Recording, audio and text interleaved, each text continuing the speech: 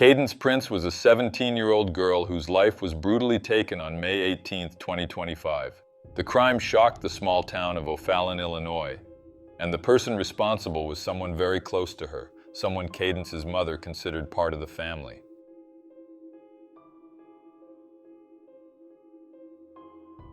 Cadence Eileen Prince, known to her friends and classmates by her middle name Eileen, was born on November 24, 2007 in La Jolla, California.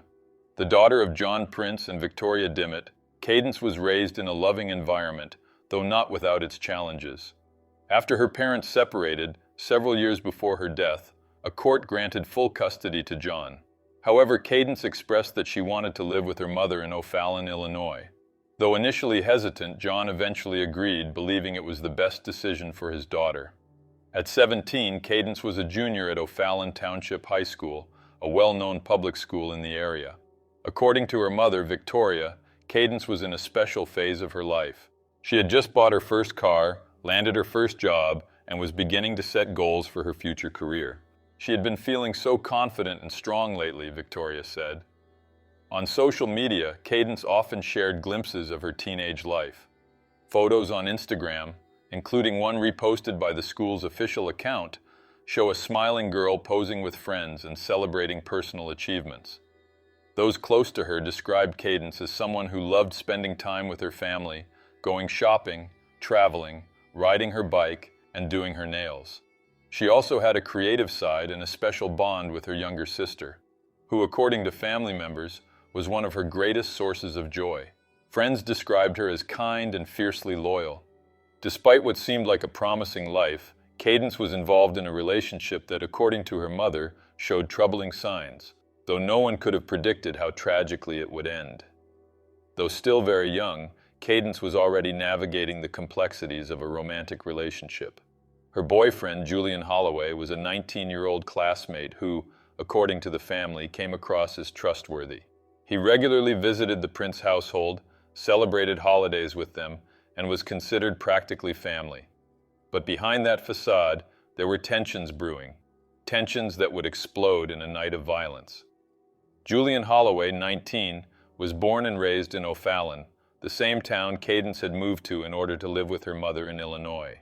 He and Cadence had been dating for several months. Little is known about his life before the crime, but police and court records revealed a young man with disturbing thoughts.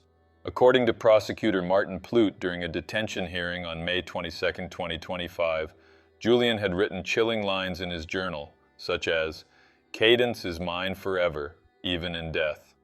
On another occasion, he reportedly said that killing his own mother would make his life easier, hinting at a deeper pattern of violent thinking. Still, Cadence's family never saw Julian as a threat. Her father, John Prince, said in an interview that Julian seemed like a good kid. Her mother, Victoria, added that he had become like family. Despite the appearance of harmony, there were signs that the relationship was far from healthy. According to sources, Victoria had noticed some recent arguments between Cadence and Julian, but nothing that hinted at impending violence. However, prosecutor Martin Plute later revealed that Julian saw Cadence as his possession, a disturbing level of possessiveness that may have played a role in the crime. On the night of May 18th, Cadence and Julian were together in a parked car at the Goshen Trailhead, a popular hangout spot for teens in O'Fallon. What happened inside that car between 8 o'clock and 9:30 p.m. would forever change the lives of both families. On Sunday night, May 18th, 2025, around 8 p.m., Cadence Eileen Prince and Julian Holloway were sitting in a parked car at the Goshen Trailhead on Kyle Road in O'Fallon, Illinois. The area, located near Edward Fulton Jr. High School, is known for its open spaces and trails, often frequented by local teens. But that night, the parking lot became the scene of a brutal crime. According to the police report released by the media, Cadence suffered multiple stab wounds to the chest and neck. When police arrived, alerted by an emergency call, they found Cadence gravely injured inside the car. Julian Holloway was still at the scene and was taken into custody immediately. The scene was devastating. 17-year-old Cadence fighting for her life as paramedics tried desperately to save her. She was rushed to St. Elizabeth's Hospital in O'Fallon, but despite efforts to save her, Cadence succumbed to her injuries later that night. The preliminary autopsy confirmed that stab wounds to her neck and chest caused massive blood loss, which led to her death. The murder weapon, a knife, was recovered at the scene, though authorities have not released specific details about it. What shocked the police even further was Julian's initial confession. He simply told officers that he had killed Cadence, showing no visible emotion. However, hours later during interrogation, he changed his story, claiming that Cadence had done it to herself and that he didn't remember cutting her neck. This contradiction quickly became a central focus of the investigation. Police immediately ruled out the possibility that Cadence had harmed herself. During the detention hearing, the prosecutor stated there was no evidence to support Julian's version of events. He declared that what happened to Cadence was a premeditated act, and all the evidence pointed to that conclusion. Authorities also obtained Julian's journal, which contained disturbing entries where he wrote that Cadence would be his forever, even in death. It painted a picture of a possessive and violent mindset. Meanwhile, Cadence's family was left reeling from the devastating news.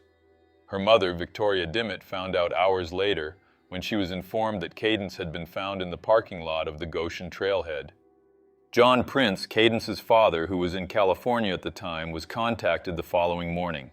In a heartbreaking interview, he said, "My daughter was taken from me in such a cruel way. She had her whole life ahead of her." Following Julian Holloway's arrest on the night of the murder, the O'Fallon Police Department, led by Chief Kirk Brueggemann, launched a thorough investigation. Sources say Julian was taken to the station, where he gave conflicting statements. At first, he confessed to the killing, but later he claimed that Cadence had done it to herself. These inconsistencies immediately raised doubts about his credibility. On Thursday, May 22, 2025, Julian appeared at a detention hearing in St. Clair County Court. Represented by attorney Cheryl Whitley, he remained silent while prosecutor Martin Plute laid out the evidence. Plute emphasized Julian's journal entries, his initial confession, and how unlikely it was that Cadence had harmed herself, especially after Julian had already admitted to the crime. He also pointed out that Julian had expressed violent thoughts toward others, including his own mother, suggesting a dangerous behavioral pattern. Judge Sarah Rice, who presided over the hearing, called the case one of the most tragic she had ever encountered. She ordered Julian to remain in custody without bail at the St. Clair County Jail until trial, stating that his detention was necessary to protect the public from a clear and present danger. The case was forwarded to the St. Clair County Grand Jury for review. Both Cadence's and Julian's families were present at the hearing. Victoria Dimmitt, visibly shaken, did not make a public statement, but family friends said she was devastated by the loss of her daughter. Julian's family, on the other hand, remained silent, while his attorney argued that Cadence was responsible, claiming the teen had previously expressed intentions of self-harm. This claim was swiftly dismissed by the prosecutor, who reaffirmed that the evidence pointed to a calculated murder. According to Police Chief Kirk Brueggemann, investigators concluded that Cadence and Julian were alone in the car at the time of the attack, and there were no other suspects involved. The murder weapon, blood found inside the vehicle, and Julian's own statements were key pieces of evidence for the prosecution. The case has sparked broader conversations about teen dating violence. Some have noted that teenagers often act impulsively, and when combined with a lack of parental boundaries, it can create a dangerous mix with tragic consequences. The death of Cadence Eileen Prince left the O'Fallon community in shock. O'Fallon Township High School, where Cadence was a student, released a statement on Facebook on May 19, 2025, saying, "It is with heavy hearts that we share the loss of Cadence Eileen Prince. Our thoughts are with her family and friends." The school offered grief counseling to students, many of whom were deeply shaken by the news. Classmates and friends paid tribute to Cadence across social media. Friends shared stories of her kindness and joyful spirit, while classmates organized a memorial at the Goshen trailhead, leaving flowers and candles at the scene of the crime. Cadence's family also launched a Give Send Go fundraiser to cover funeral expenses and support her younger sister. By the end of May 2025, the campaign had raised thousands of dollars, reflecting the outpouring of community support. Cadence's funeral was held on May 23rd, followed by a private burial. Julian Holloway was formally charged with first-degree murder, defined in Illinois as a killing committed with intent to kill or do great bodily harm. He remains in custody at the St. Clair County Jail awaiting trial. The The motive remains unclear, but authorities suspect Cadence intended to end the relationship, and Julian couldn't accept it.